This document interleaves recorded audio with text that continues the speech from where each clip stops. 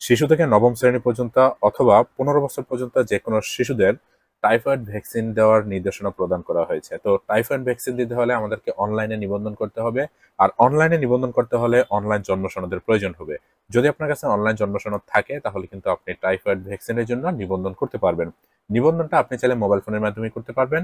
যেহেতু আপনার মোবাইল ফোনে ক্রোম ব্রাউজার আছে এবং আপনি চাইলে কম্পিউটারের মাধ্যমে নিবন্ধনটা কমপ্লিট করতে পারবেন। তো আমরা যদি যেকোনো একটা ব্রাউজারে চলে যাই, ব্রাউজারে গিয়ে জাস্ট আমরা লিখবো টাইফয়েড ভ্যাকসিন। যদি আপনি কোনো টাইপের ওয়েবসাইটের ঠিকানা না জানেন, তাহলে শুধুমাত্র লিখতে হবে টাইফয়েড ভ্যাকসিন লিখে জাস্ট আপনি সার্চ করবেন।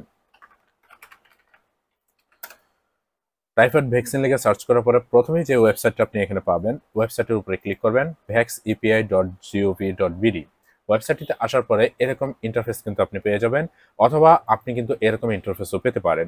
এরকম যদি আসে তাহলে নিবন্ধন করুন এই অপশনটিতে ট্যাপ করে দিবেন।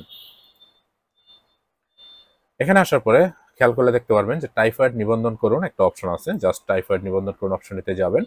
এরপরে আপনার ডিজিটাল জন্ম সনদ অর্থাৎ অনলাইন করে যে জন্ম সনদটি আছে, সনদের জন্ম তারিখ, জন্ম নিবন্ধন নম্বর, 17 সংখ্যার যে জন্ম সনদ নম্বর আছে সেটা দিবেন, লিঙ্গ সিলেক্ট করবেন, দেন ক্যাপচা কোড দিয়ে এখান থেকে যাচাই করুন অপশনে ট্যাপ করবেন।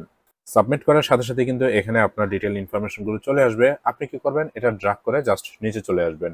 নিচে চলে আসলে এখানে দেখতে পারবেন মোবাইল নাম্বার একটা অপশন আছে, ইমেল, পাসপোর্টের অপশন আছে।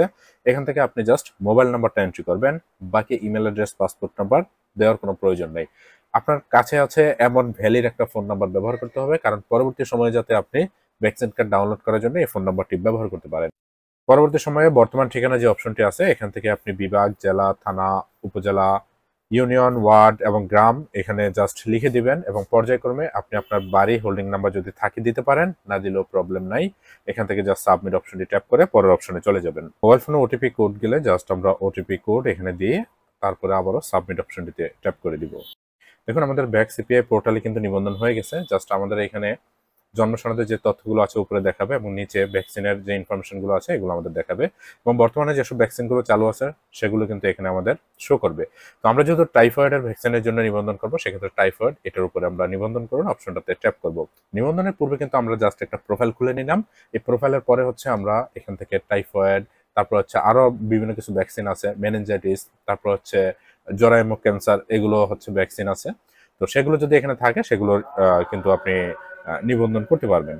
ওকে, আমরা তো এখান থেকে টাইফয়েডের ভ্যাকসিনের নিবন্ধনটা করব। সেক্ষেত্রে নিবন্ধন করুন অপশনটাতে ট্যাপ করলে আরো একটা অপশন কিন্তু এখানে আসবে, টাইফয়েড টিসিবি ক্যাম্পেইন, এটার উপর নিবন্ধনে ট্যাপ করব।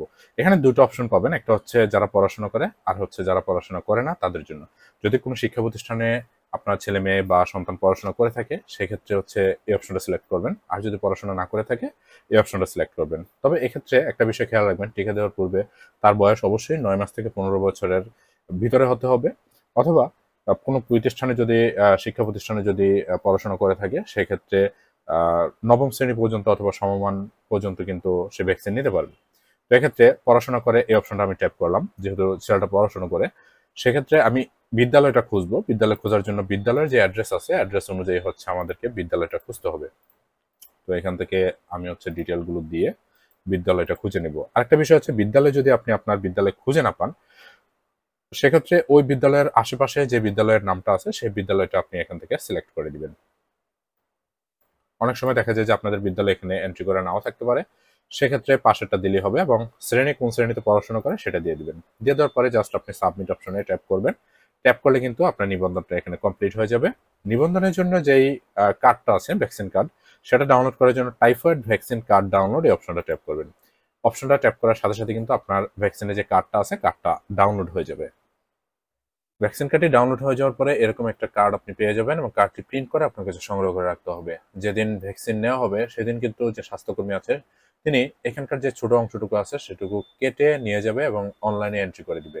অনলাইনে এন্ট্রি করার পরবর্তী সময় কিন্তু এটা অনলাইনে এন্ট্রি হলে আপনি জাস্ট সার্টিফিকেটটা পরবর্তীতে ডাউনলোড করতে পারবেন।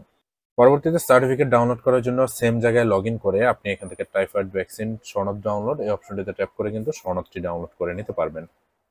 সবশেষে ভিডিওটি যদি ভালো লাগে লাইক করবেন, আর যারা আমাদের চ্যানেলে এখনো নতুন দর্শক আছেন সাবস্ক্রাইব করে আমাদের সাথে থাকবেন। দেখা হচ্ছে পরবর্তী ভিডিওতে। আসসালামু আলাইকুম।